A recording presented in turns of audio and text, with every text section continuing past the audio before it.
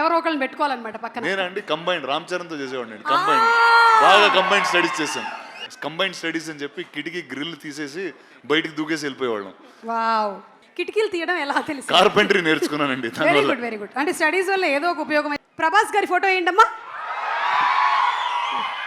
ఈయన ఏ సబ్జెక్ట్ చెప్తే బాగుంటుంది? ఓకే, ఇక్కడ ఇంకొక షార్ప్ స్టూడెంట్ ఉన్నారు మనతో పాటు. ఎస్, మిస్టర్ రాణా గారు రోజు షార్ప్నర్తోనే అసలు షార్పెన్ చేసుకుంటూ ఉంటారు ఆయన బ్రెయిన్ని. ఎస్, చెప్పండి, మీరు ఆ రోజుల్లో కంబైన్డ్ స్టడీస్ ఎలా చేసేవాళ్ళు, ఎవరితో చేసేవాళ్ళు? కంబైన్డ్ స్టడీస్ కంబైన్డ్ స్టడీస్ అంటే సోలోగా చదవలేదండి. కంబైన్డ్ ఎక్కడ వస్తుంది? ఎప్పుడైనా సరే మనలాంటి స్టూడెంట్స్ సోలోగా ఏం చదవలేరు, ఎవరో ఒకళ్ళని పెట్టుకోవాలన్నమాట పక్కన. నేనండి కంబైండ్ రామ్ చరణ్తో చేసేవాడిని. కంబైండ్ బాగా కంబైండ్ స్టడీస్ చేశాను. ఎలా ఉండేది ఆ కంబైన్డ్ స్టడీస్? అంటే ఎంతవరకు అంటే అంతవరకు చదువుకున్నామండి ఇద్దరం. అది ఎంతవరకు అంటే పంజగుట్ట వరకా లేకపోతే? లేదు, యూసఫ్ కూడా వరకు అండి. ఓకే, అంటే ఆ చదువుల్లో ఎప్పుడైనా గోడ దూకడాలు అలాంటివి కూడా ఏమైనా జరిగాయా? లేదు, దూకడాలు లేదండి. అంటే కిటికీ ఎలా దూకుతాడు రాణా గారు? పట్టరు ఆయన కిటికీలో. యాక్చువల్లీ అది కరెక్టే అండి. ఎందుకంటే కంబైన్డ్ స్టడీస్ అని చెప్పి కిటికీ గ్రిల్ తీసేసి బయటికి దూకేసి వెళ్ళిపోయేవాళ్ళం. వావ్, సో ఏదో ఒకటి స్టడీస్ వల్ల ఒకటి ఉపయోగపడింది మనకి. కిటికీలు తీయడం ఎలా తెలుసు? కార్పెంటరీ నేర్చుకున్నానండి. Very good, very good. అంటే స్టడీస్ వల్ల ఏదో ఒక ఉపయోగం అయితే ఉండాలి కదా. ఓకే, సో ఇప్పుడు ఇండస్ట్రీలో ఒకవేళ కనుక వీళ్ళు టీచర్స్ అవుతే ఎవరు ఏ సబ్జెక్ట్ చెప్తే బాగుంటుందో ఒకసారి మీరు చెప్పాలి మాకు. పిక్చర్ నెంబర్ 1, రామ్ చరణ్ గారి పిక్చర్ వేయండమ్మా.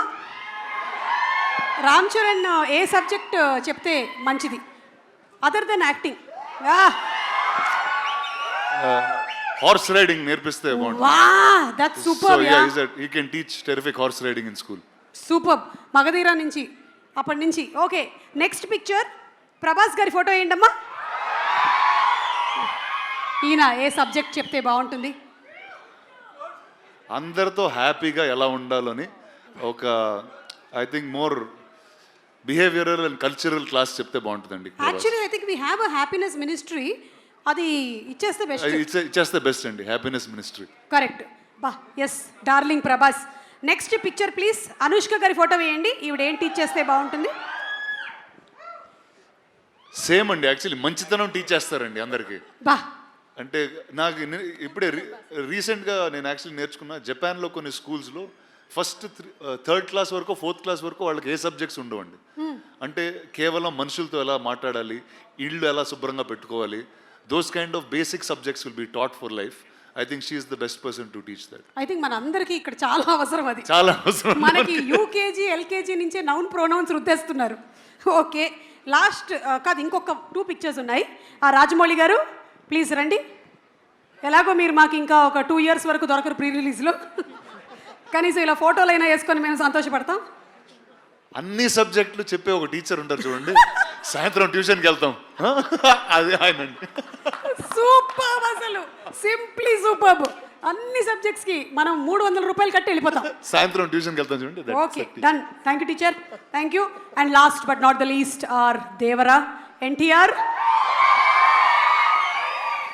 ఖచ్చితంగా తెలుగు టీచర్ అండి, తెలుగు టీచర్ 100%.